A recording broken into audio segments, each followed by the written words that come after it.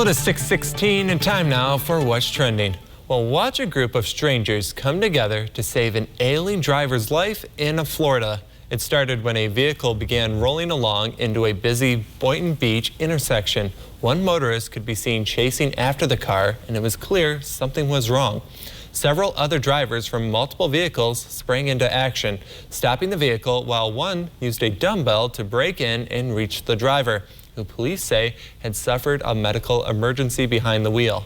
The group was able to get the car off the road and get the driver some help. Boynton Beach PD later tweeted asking for help with reuniting the group of heroic Good Samaritans.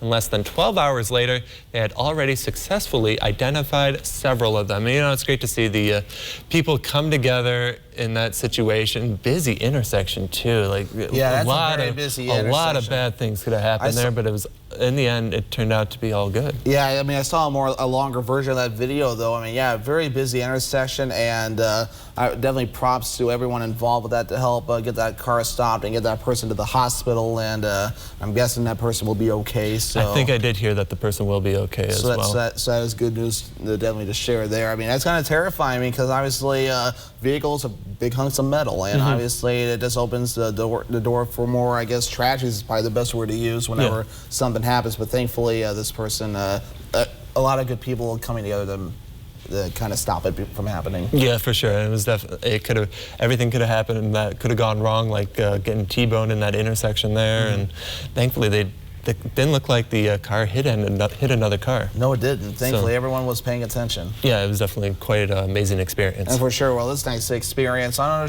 not sure it was very amazing, at least for the lottery, right? Call it a Mega $1 Million mishap. It didn't add up to 7 digits, but it did cost the Mega Millions lottery thousands in prize money paid to players with losing numbers. The payouts were made after the host, John Crow, incorrectly read the Mega Ball number in Tuesday's drawing. The first 5 numbers were called correctly, which were 15, 19, 20, 61, and 70, but the gold Mega Ball was a 9, and Crow called it as 6, as seen in a video posted on the Mega Millions YouTube channel. The video had an embedded caption explaining the mistake. There was no winning ticket for the $86 million jackpot, but there are 5 other prizes for having the correct Mega Ball number. And the New York Lottery paid more than $5,500 to players with tickets bearing the incorrect Mega Ball number 6. And the estimated jackpot for Friday's Mega Millions drawing is $99 million with a cash option of $57 million.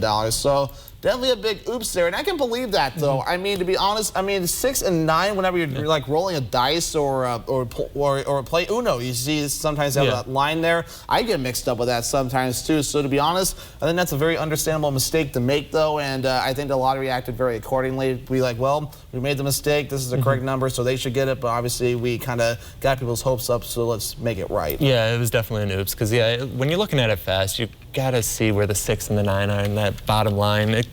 I know, right? You're reading it fast, you're on TV, and you know he's done a pretty good job. So hopefully he's able to keep his job and be able to put it behind him, excuse me. But for sure. And this reminds me of the Steve Harvey oops that he had a couple years ago when he misannounced like a beauty pageant winner that's right. a couple years ago. I forgot about that. Yeah, that's what it reminds me of. So yeah, it reminds me of that too. And obviously, I mean, I know numbers can be a little bit goofy too, because I mean, honestly, I mean, what is it? The 6, the line is like right below. 6 is on the bottom, and then 9 is on the top. The circle's up top. So the circle or the lines. See, I'm getting confused with that already, though. So I may have to check that in the break, though, because it still gets me confused. So, but our next story, though, I think it's a little interesting too. It is really interesting. A prolific wind event. That's what meteorologists are calling a powerful storm that hit parts of the upper Midwest and eastern plains. High winds created a huge dust storms like this one in Wayne, Nebraska Thursday night. More than 20 million people were under some kind of severe weather threat throughout the night. The damaging storm brought gusts up to 105 miles per hour and hail up to 2 inches wide to parts of Nebraska, South Dakota, Iowa, and Minnesota.